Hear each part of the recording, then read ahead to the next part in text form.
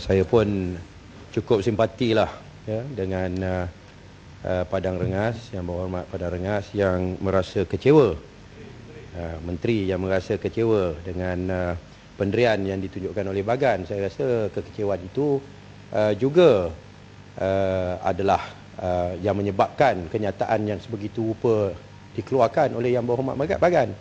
Kerana sebelum apa-apa lagi, belum tubuh lagi PSC, belum dengar lagi panel-panel pakar-pakar dan sebagainya, telah pun dengan jelas menyatakan bahawa tujuan di sebalik PSC itu ialah untuk nak menghilangkan segala keraguan dan tanggapan negatif terhadap kilang Linas itu. Ya. Lalu pada masa yang sama, sambil kita mengatakan bahawa kita nak dengar semua pandangan dan kita ni tak pakar, tapi pada masa yang sama kita telah mengeluarkan satu pendirian yang mengatakan bahawa tujuan di sebalik penubuhan PSC ini ialah untuk nak menangani tanggapan yang negatif. Maknanya kita telah buat satu keputusan, dan di situlah apa yang telah diminta oleh Yang Berhormat daripada Pakatan Rakyat, bahawa sekiranya benar PSC ini adalah untuk menunjukkan keterbukaan pihak kerajaan, maka kerajaan mesti bersedia untuk menarik balik yang temporary operating license selama 2 tahun yang telah diserahkan kepada Linas. Dan begitu juga mestilah bersedia untuk menghentikan segala operasi dan menghalang apa-apa kerja-kerja pembinaan, kerana kita berada di persimpangan jalan. Kita nak dengar semua pandangan dulu, ya, barulah kita buat keputusan. Pada masa yang sama, kita mesti ada satu komitmen daripada pihak kerajaan yang mengatakan bahawa pandangan-pandangan yang disampaikan di dalam PSC ini oleh semua pakar-pakar daripada semua bidang akan diambil kira, dan akan pihak kerajaan akan mengikut apa yang telah diputuskan dan disyorkan oleh pihak PSC.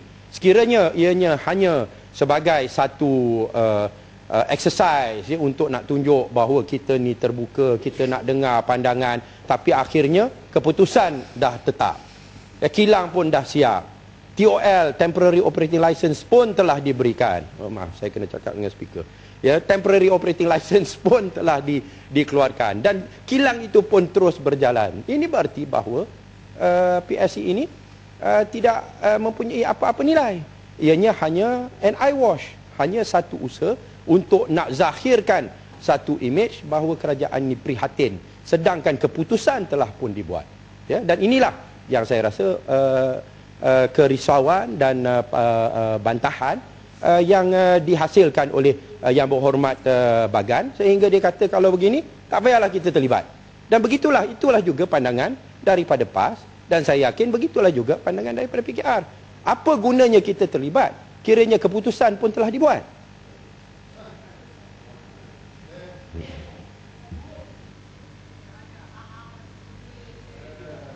Okey, terima kasih. Terima kasih. Saya minta Sungai Siput. Tapi kalau nak menjawab pandang saya pun tak apa. I know I'm attractive lah kan. Terima kasih. Ya, silakan. Terima kasih Menteri.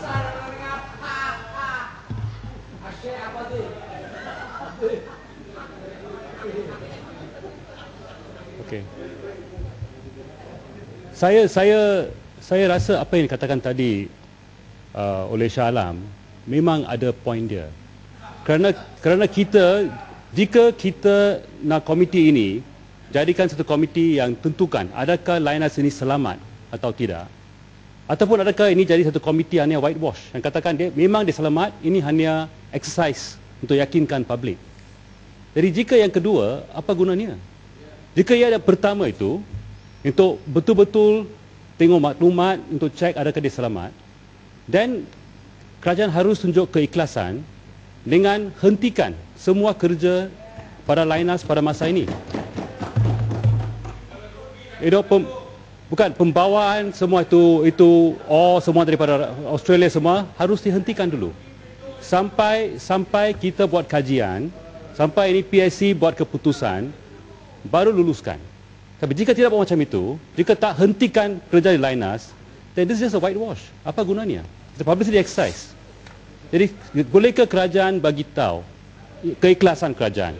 Kita akan hentikan semuanya.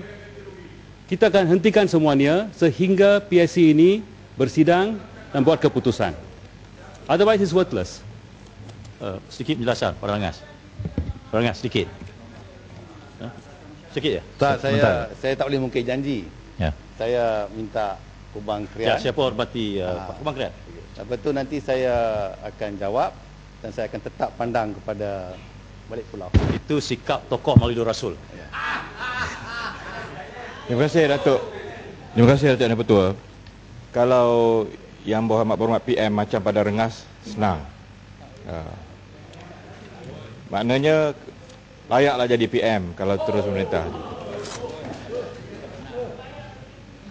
Jadi saya rasa Datuk Yang Pertua, Yang Berhormat pada Rengas, Yang Berhormat pada Rengas pun menteri yang senior dalam parlimen, menjaga parlimen, dan dah berpuluh-puluh select committee yang kita tubuhkan melalui parlimen ini. Dan saya rasa kita tak ada keberatan untuk participate. Yang terbaru adalah PSC tentang electoral reform, yang terms of reference-nya jelas, nak buat penambahbaikan untuk kebaikan demokrasi. Sekiranya itulah contohnya, kita tak ada masalah untuk sertai dan beri pandangan terbaik kita. Tetapi kalaulah maknanya belum pun ada satu select committee, seorang pemimpin negara mengatakan kerajaan tidak terikat, jadi apa maknanya? Di situ saya rasa yang harus kita berikan suatu pandangan yang jelas tentang PSC ini. Saya rasa kita tak ada masalah, Yang Berhormat. Apa pun yang parlimen ini pernah tubuhkan, kita pembangkang tak pernah tolak. Dan kita participate. Kita participate lah. Select committee tentang perpaduan, kita ada wakil. Select committee tentang electoral reform, kita participate. Kita berikan contribution. Itu rekod. Tapi kalau Linus buat satu PSC yang dah ada suatu end resultnya, kerajaan tidak akan ubah keputusan. Jadi apa maksudnya? Yang Berhormat sebagai menteri yang paling senior, berwibawa, layak jadi PM. Apa lagi saya nak kata? Jadi harus pegang dengan prinsip dan objektif parlimen ini. Dia tak ada gunanya kita bincang tentang dah ada keputusan, tak terikat untuk kita bincang. Jadi saya harap menteri yang senior dapat menunjukkan contoh yang baik. Menteri, sikit Menteri, sikit ya, pendek. Boleh lepas ni. Lepas ni ya? Sikit ya? Boleh? Lanjutan, sikit ya? Sikit ya? Sikit ya? Terima kasih. Bukan saja Menteri, tahniah sebagai tokoh Maulidur Rasul yang dianugerahkan oleh kerajaan Thailand. Mak Menteri, bukan saya sebagai Menteri Kanan seperti dikatakan tadi, juga sebagai seorang peguam. Dan di Dewan Yang Mulia ini membuat keputusan bahawa mana-mana isu terutama yang telah masuk ke mahkamah, terutama dengan izin pending case, merupakan satu perkara yang sub judice. Dan kita tahu kes Linus ini, hari ini saya melihat ada laporan bahawa Mahkamah Tinggi Kuala Lumpur di dalam permohonan yang dibuat oleh sekumpulan penduduk di Kuantan, terutama dalam mencabar TOL itu sendiri, telah membuat arahan di mana affidavit seterusnya perlu dibuat oleh AELB untuk menyatakan skop lesen tersebut.